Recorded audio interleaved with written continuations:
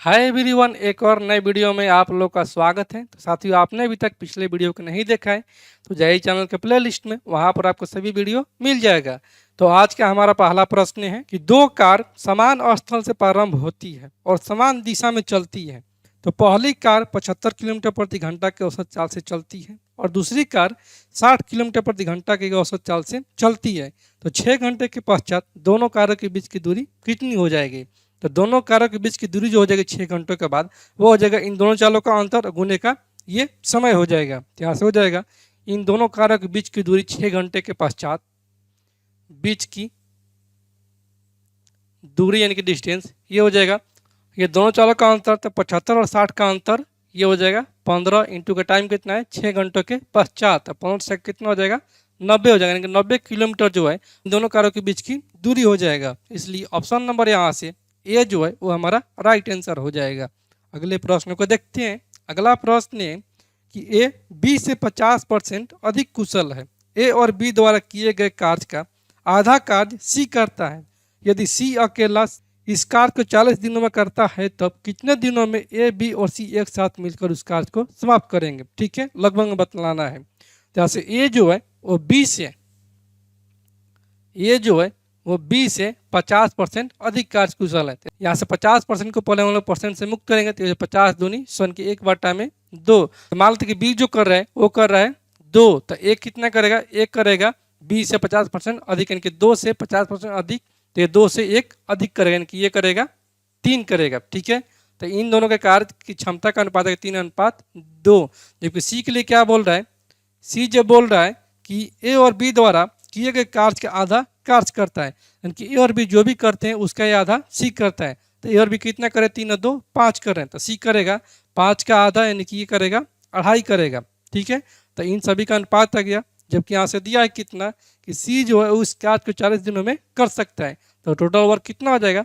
Total work हो जाएगा ये टाइम, यानी कि 40 इंटू का सी की क्षमता। तो सी की क्षमता कितना है? 5/2 है, तो ये हो जाएगा 5/2। तो यहाँ से हो जाएगा 20 दूनी 40 और ये 20 पाँचे 100, टोटल वर्क जो है वो है 100 यूनिट। तो पूछा यहाँ से कि जब तीनों मिलकर कार्य करेंगे तो ये कार्य कितने दिनों में समाप्त हो जाएगा? तो यहाँ से हो जाएगा 3 और 2 5, 5 प्लस का 2.5 यानी कि हो जाएगा 7.5। 7.5 बराबर में ये हो जाएगा कितना? 100 हो जाएगा। तो यहाँ से एक बराबर में आ जाएगा 100 और बट्टा में 7.5 यानी कि 75। ये हो जाएगा 25 3 75, 25 चौक 100 और 10 चौक 40 बट्टे में 3, तो 13 या 39 दिन के लगभग का हो जाएगा, ये 13 दिन हो जाएगा। ठीक है, इसलिए ऑप्शन नंबर यहाँ से बी जो है वो हमारा राइट आंसर हो जाएगा। अगले प्रश्न को देखते हैं। अगला प्रश्न है ए बी और सी के पास 550 रुपये का एक अनुबंधीय कार्य है। ए और बी को एक साथ कार्य के 7/11 भाग को करना है। सी को कितने रुपए मिलते हैं? ठीक है, क्योंकि ए बी और सी 3 ठो व्यक्ति है।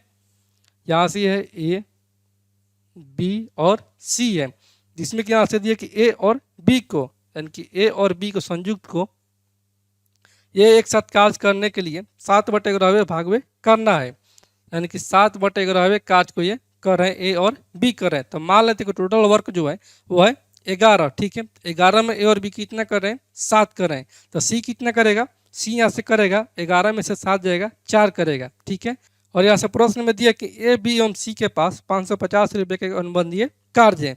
टोटल राशि कितना है? 550 रुपये। तो जो राशि मिलेगा वो इनके कार्य के करने के अनुसार ही राशि मिलेगा। तो टोटल कार्य कितना है? 11, यानी 11 का मान दिया यहाँ से कितना? 550 दिया, तो एक का मान हो जाएगा 11 5 55, यानी कि 50 हो जाएगा।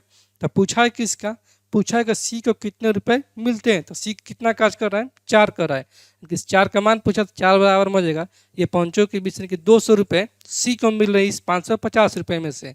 इसलिए ऑप्शन नंबर यहाँ से ए जो है वो हमारा राइट आंसर हो जाएगा। अगले प्रश्न को देखते हैं। अगला प्रश्न है कि 21 सेंटीमीटर भुजा वाले एक वर्ग के भीतर निर्मित किए जा सकने वाले बृहत्तम वृत्त का क्षेत्रफल ज्ञात कीजिए। ठीक है, 21 सेंटीमीटर भुजा वाला एक ठो वर्ग है। तो मान लीजिए कि वो हमारा एक ठो वर्ग है ये वाला।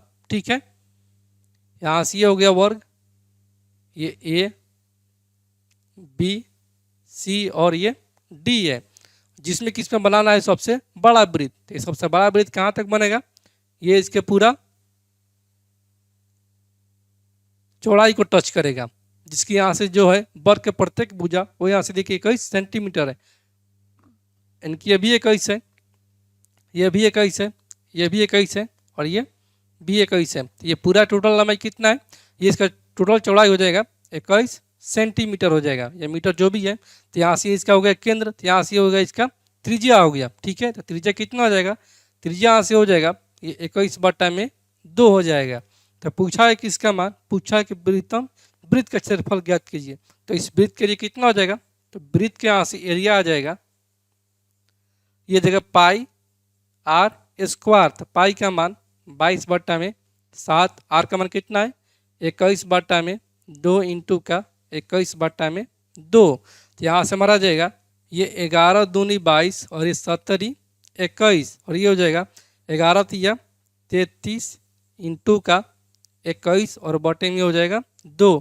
तो 21 तिया 63, ठीक है, 6 21 तिया 63 और 6 69 यानी कि 693 और बटे में हो जाएगा 2। तो पॉइंट में मैंने यहाँ से दिया, तो यहाँ से हो जाएगा 3 दूनी 6, ठीक है, 4 दूनी 8, 6 दूनी 12, 1 5 दूनी 10, 346.5 सेंटीमीटर स्क्वायर जो है वो इस वृत्त का एरिया है।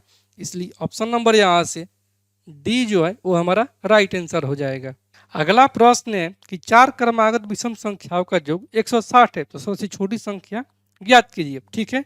यहाँ से मान लेते हैं कि सबसे छोटी जो क्रमागत विषम संख्या है वह पहला कितना, पहला है x+3, दूसरा है x+5, तीसरा है x+7 और चौथा है x+9।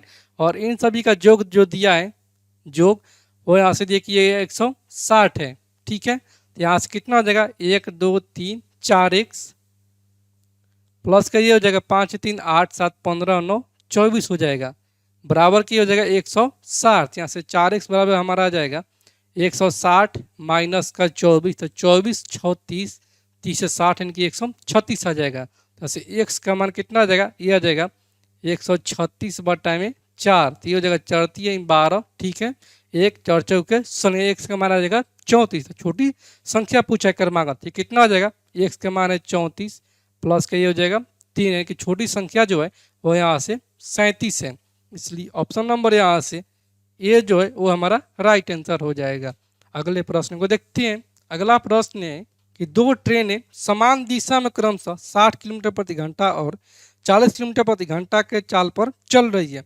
तेज ट्रेन जो है वो 36 सेकंड में धीमी ट्रेन में सवार एक आदमी को पूर्णतः पार करती है, तो तेज ट्रेन की लंबाई ज्ञात कीजिए। यहाँ से जो आदमी की चाल हो जाएगा वो हो जाएगा धीमी ट्रेन से चलने वाली गाड़ी का स्पीड हो जाएगा, क्योंकि जो आदमी जो है वो उसी ट्रेन में बैठा है और ये तेज चलने वाली जो ट्रेन है वो इस आदमी को पार कर रही है 36 सेकंड में, ठीक है। तो पहले इन दोनों का रिलेटिव स्पीड हो जाएगा क्योंकि दोनों एक ही दिशा में चल रही है, तो रिलेटिव स्पीड हो जाएगा इन दोनों का अंतर, तो कितना हो जाएगा, ये हो जाएगा रिलेटिव स्पीड, ये कितना है, पहला है 60 और 40, तो 60 और 40 का अंतर ये हो जाएगा हमारा 20 किलोमीटर प्रति घंटा। तो इसको बदलेंगे मीटर प्रति सेकंड में, तो 5/18 से गुना कर देंगे। तो यहाँ से पूछा है कि तेज ट्रेन की लंबाई कितनी होगी, तो यहाँ से तेज ट्रेन की लंबाई जो हो जाएगी उसको मान कि ये x है, ठीक है।